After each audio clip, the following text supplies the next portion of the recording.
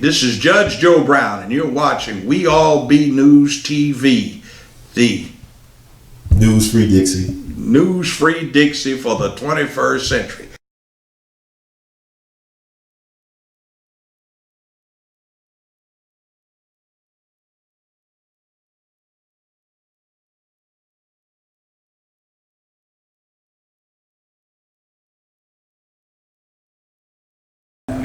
And I'm going to turn it over to our first presenter, who is JeffREy Jones. Everybody give him a hand.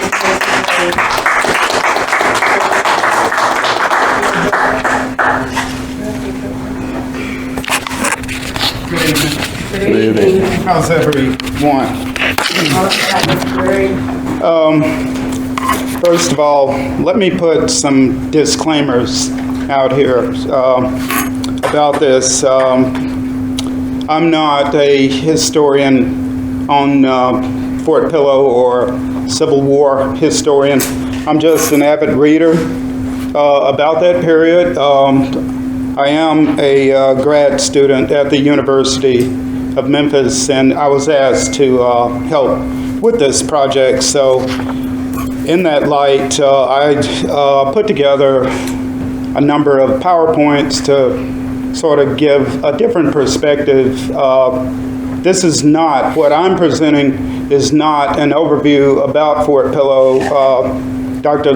Lovett did an excellent or wonderful job with that last night. However, through all of us who are on this panel, you will get enough information, I guess, to receive an overview about this and to give you insight and some details about this event that maybe you weren't aware of before we presented this information to you.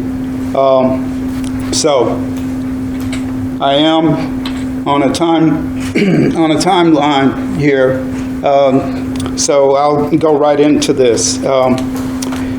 So Fort Pillow, the battle or the raid or the incident, as we call it, as a historical incident, occurred April 12, 1864. It's just coincidental that 3 years prior to this event, the Civil War began on April 12, 1861, with the Confederates attacking Fort Sumter.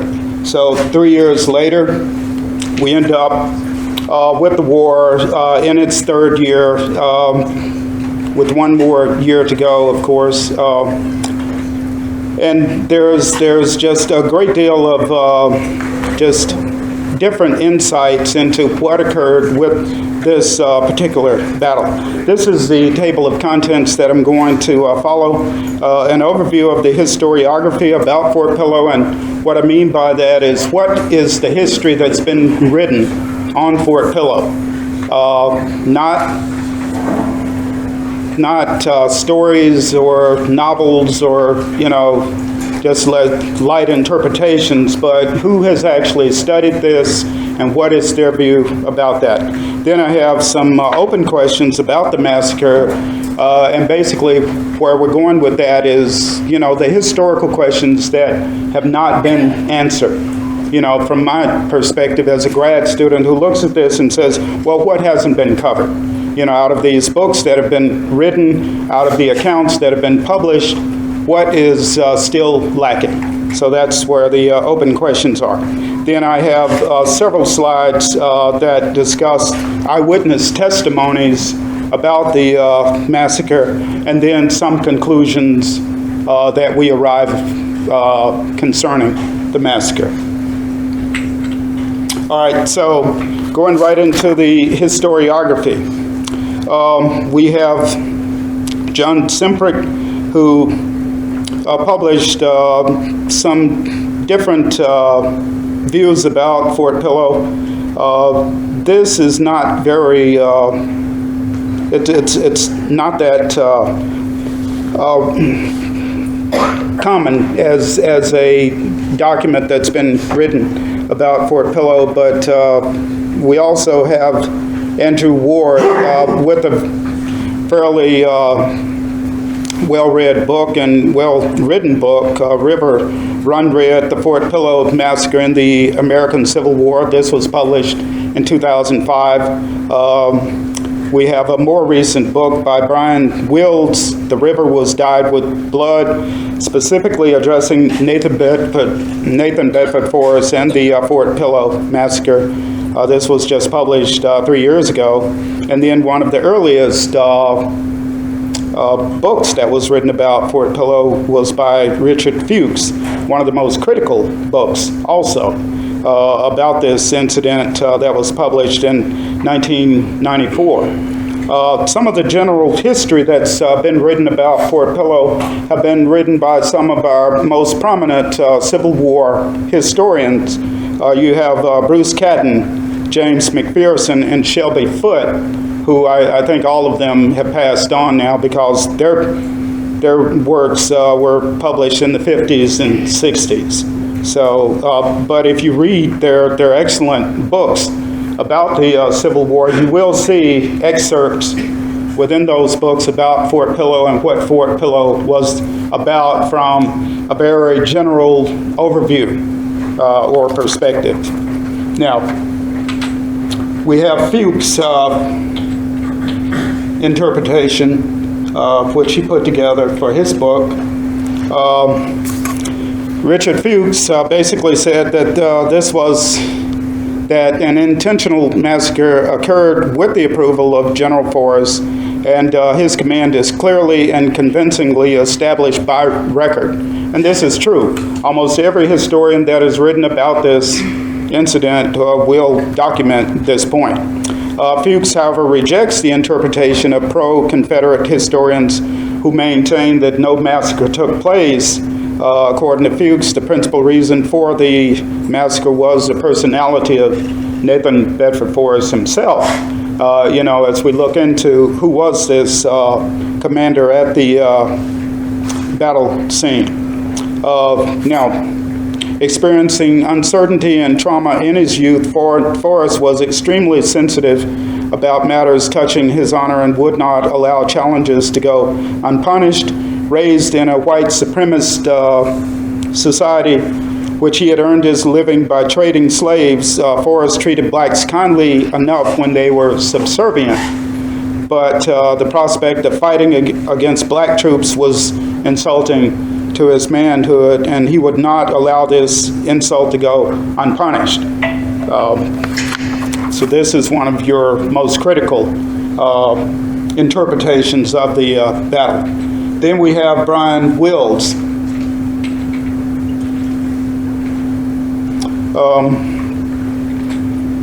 Now, Mr. Wilds stated, and this is sort of what you would say is a historically safe approach, because he says that the events at Fort Pillow were indicative of neither a policy of massacre carried out deliberately by the Confederates, nor a wholesale Northern fabrication. So he's sitting somewhere in the middle. He's saying there was no intentional massacre, but a massacre occurred. But Northern newspapers and the press did take this and sort of blow it out of proportion. So he says the reality of what occurred lies somewhere in between. There was the investigation by the House Committee on the Conduct of War, but this was a very one-sided account because at this point the only politicians that were in Congress were Republicans. The Democrats were mostly Southerners and had been unseated by the fact that they had withdrew from the Union. Wills contends that Fort Pillow also gave the Lincoln administration a ready-made election issue plus a morale-boosting recruiting tool for African Americans, because by this time African Americans were being recruited to fight in the Union Army because the Union Army needed men. After 3 years of war, they had lost a good number of troops and they were looking for recruits. Northern newspapers shouted that this was an atrocity. The Southern press argued that this was a case of using blacks as soldiers had resulted in battlefield barbarity, because you're taking someone who was formerly slaves, arming them, and then sending them to the very place where they had been enslaved, and they were like, what do you think is going to happen? You know, this is almost like an insurrection, in their view, by seeing blacks with weapons in uniforms. So Wills concludes with ample justification that Nathan Bedford Forrest was obviously no saint, but his common sense approach and the priorities of a battlefield offered no imperative for mass murder. Now, one of the more popular or common interpretations is Andrew Ward's River Run Red book about this. Now, so Ward states that Forrest had plenty of reason to despise the white soldiers that were at Fort Pillow, as well as the African Americans who had been recruited and put in uniform.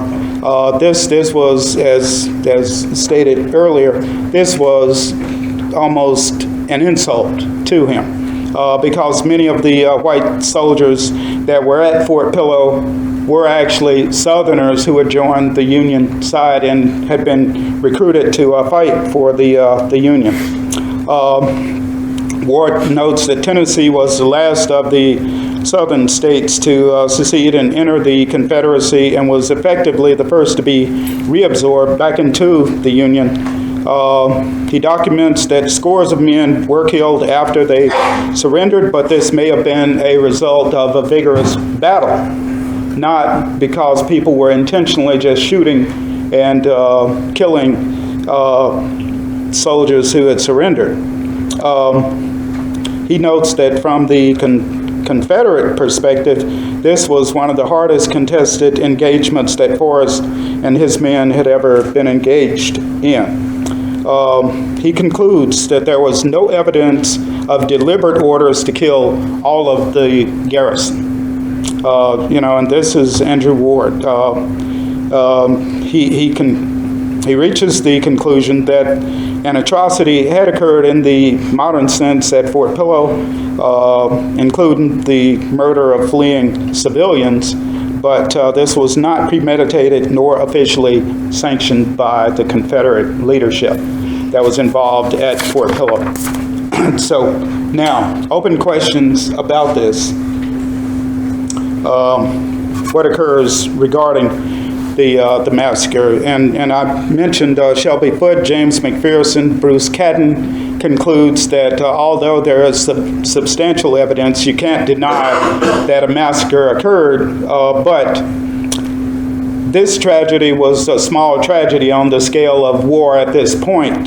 This because thousands of men are being killed in battle, every time the Union Army clashed with the Confederate Army in both the Eastern and Western theaters. So a few hundred men being killed, and even though some of those men being killed after they had surrendered was something that people just accepted, because by this point, brutality was the norm.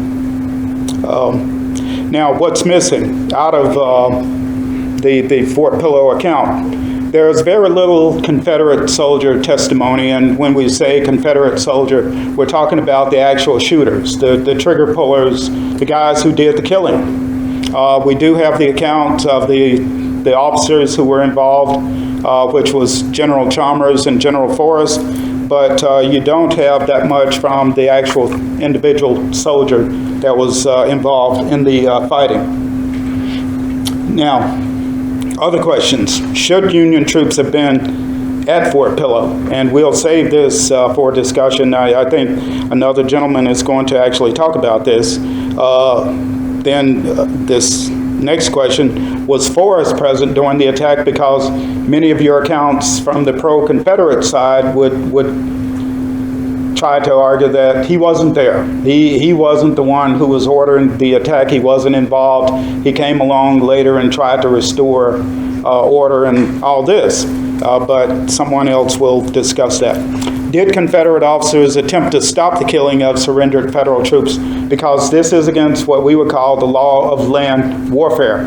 Whenever a soldier surrenders, he is supposed to be taken as a prisoner of war.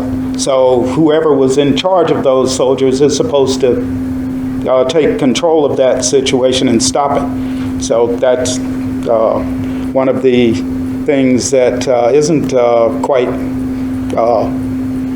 panned out. Where are the accounts and history of the battle from the individual soldier, Confederate soldiers' perspective? And then, you know, in most cases, what we're talking about, like, would be letters or diaries that people would write about the various engagements in the war. There's very little about Fort Pillow regarding that. And then, why were blacks and their role in the Civil War largely forgotten? And I attempted to answer part of that question within this slide here, because our nation does change from the period of the Civil War to the end of the 19th century, going into the 20th century. Our memories and how the Civil War was cast is rewritten. So the country begins to mend and reshape itself largely under a white nationalistic identity. By the end of the century, you have the reshaped narrative about the Civil War being called a war between brothers. And when they're talking about brothers, they're not talking about all the brothers, like the black brothers and white brothers. They're talking about white men. Because black men are not considered as part of this engagement. The question of slavery was totally cast aside as a sidebar issue as the nation leaned heavily towards its Anglo-Saxon heritage. Blacks and their participation in the war is largely written out or relegated to minor roles. You will see this if you've ever watched the 1915 film called Birth of a Nation. You would see that in the portrayal of black soldiers, most of the soldiers that are cast in that film were white men put in blackface, and they acted as just ridiculous casting of like brutish rapists that were just animals that were in uniform. And then this is the view of white America about blacks by this point in our nation. So I'm going to just wrap this up because my time is running out. This is just the general fact of what happened at Fort Pillow. So you had approximately 600 Union soldiers that were garrisoned at Fort Pillow. They were overrun by a superior cavalry force of Confederates, in which within the engagement you have the Confederates suffering approximately 100 men killed and wounded, and then but within the Union garrison, about 300 of the men are killed, 273 are taken prisoner. These are just some visual images of who the leaders were. There were actual portraits of the Confederate leaders. The Union leaders were junior officers. So there were no images of Major Booth or Major Bradford, who was in charge of the Union troops at the battle.